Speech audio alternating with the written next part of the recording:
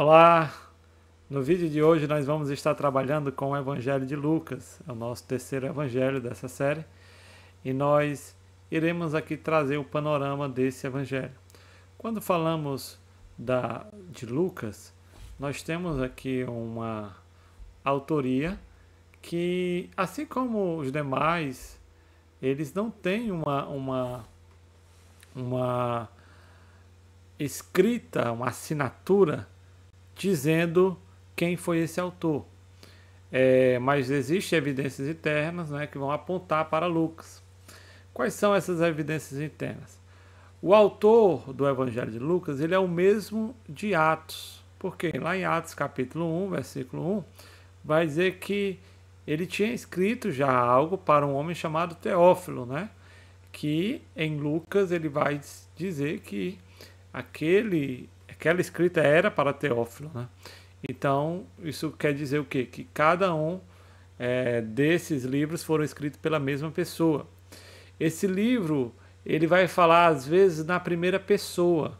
Quando ele está fazendo uma viagem com Paulo, esse autor, ele vai dizer que nós estávamos o acompanhando. E ele vai acompanhar Paulo até Roma. Até Roma a gente vai ver esse nós presente, como que uma pessoa, né, o escritor, estivesse fazendo um diário. De acordo com as epístolas na prisão, o mais provável dele seria Lucas. Haviam outras pessoas que estavam na prisão com Paulo, mas o mais provável seria Lucas, né? O Evangelho ele vai falar de alguns detalhes médicos que parece ser um especialista que estava escrevendo. Às vezes vai falar do leproso, né? Vai dizer que a pele estava coberta de lepra. Quando vai falar sobre, por exemplo, a mulher do fluxo de sangue, que em Marcos ele fala ali um pouco mal contra os médicos, né? Lucas já vai ali um pouco esconder as falhas da sua classe, né? E entre outras coisas a gente vai ver que alguns detalhes de saúde ele apresenta ali com mais detalhes esse evangelho. E o próprio Paulo vai chamar ele em Colossenses 4,14 de o médico amado. Existem algumas evidências externas, né? Existia um herege primitivo chamado Marcion, que ele só acreditava no Evangelho de Lucas. Ele só achava que Lucas era o único que era fidedigno. Isso porque Lucas ele abrangia o seu Evangelho mais para os gentios, o que Marcion não acreditava, né, no Antigo Testamento, por isso que ele exaltou muito o Evangelho de Lucas e ele diz que foi Lucas quem escreveu. Nós temos também o fragmento moratoriano, que foi um fragmento muito antigo, que dizia que Lucas, quem escreveu o Evangelho, foi o próprio Lucas, né, o médico amado. Temos aí outros pais da igreja também que corroboram com a autoria de Lucas. Sabendo que esse evangelho foi escrito antes do livro de Atos, né, em Atos vai dizer que esse é o segundo livro, então presume-se que ele já tinha escrito o primeiro, né? Nós podemos fazer conjecturas para datar o Evangelho de Lucas. Atos ele termina abruptamente. Você vê lá que Atos termina com Paulo preso em Roma, né? Mas houve uma soltura de Paulo em 62 depois de Cristo. Então, no máximo, né, nós não podemos colocar o Evangelho de Lucas escrito depois de 62, né? Porque esse foi o ano em que Paulo foi solto da prisão e isso não é nem descrito no livro de Atos, né? Mas provavelmente a data em que Lucas escreveu foi por volta de 58 a 59 a.C., antes que partisse juntamente com Paulo para Roma. Possivelmente Lucas enviou sua carta a Teófilo em Cesareia, antes da sua viagem a Roma. Paulo ia viajar para Roma, preso, né? E Lucas iria acompanhá-lo.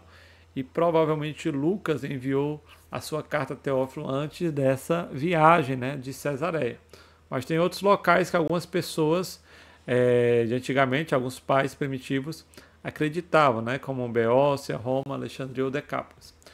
Lucas, ele escreveu o seu evangelho para um homem chamado Teófilo. Quem é esse homem chamado Teófilo? O que é que ele tem de importante? A gente não tem muita informação sobre ele. Mas presume-se que ele foi ou um homem politicamente importante ou um homem financeiramente importante, né? e provavelmente o patrocinador dessa obra. Naquele tempo não era tão simples assim escrever algo, né? Então, esse homem abastado talvez tinha conhecido a fé, e então Lucas escreveu, né? Trouxe os detalhes para esse homem entender de fato o que eram os cristãos. Ele escreve para os gentios, por isso a explicação de alguns costumes judaicos, né?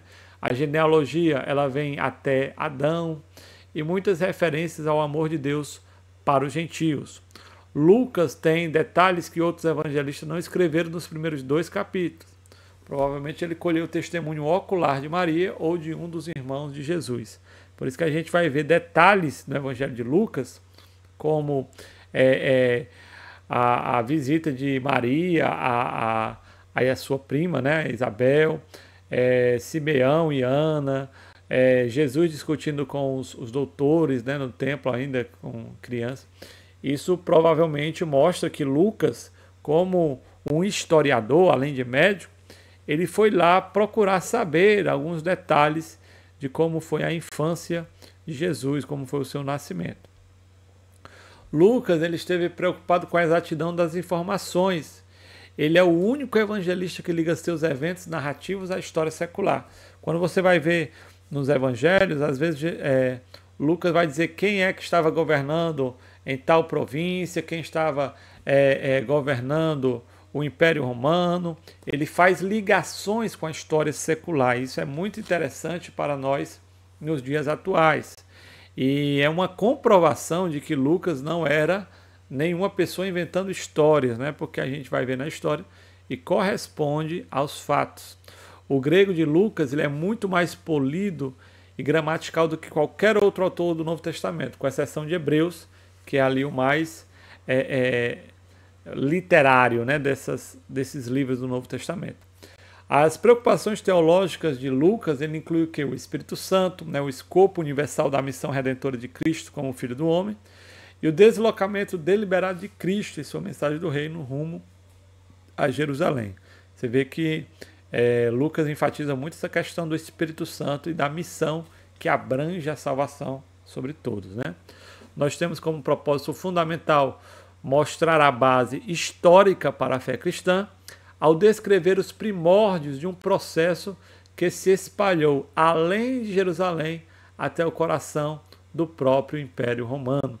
Então, esse era o propósito de Lucas, né? Mostrar qual é a base histórica da fé cristã. E qual seria, então, o resumo para a gente entender o Evangelho de Lucas numa simples frase? Eu diria que seria Jesus, o Salvador da humanidade. E ele quis demonstrar historicamente que a mensagem do reino, conforme pregada aos gentios para a sua salvação, era uma continuação legítima do plano de Deus, à luz de como Israel rejeitou Jesus como seu rei. Então, quando a gente vê essa ênfase do Evangelho de Lucas, ele está mostrando o seguinte: olha, essa fé chegou até nós por causa da rejeição dos judeus, mas Jesus, na sua mensagem, ele queria mostrar que a sua salvação é para todos aqueles que creem. Então essa é uma outra ênfase que esse evangelista pega. E aqui nós finalizamos os evangelhos sinóticos. E para fechar esse vídeo, o que são os evangelhos sinóticos? São evangelhos parecidos, evangelhos que vão contar as mesmas histórias, mas você vai entender que a diferença está nas ênfases, né?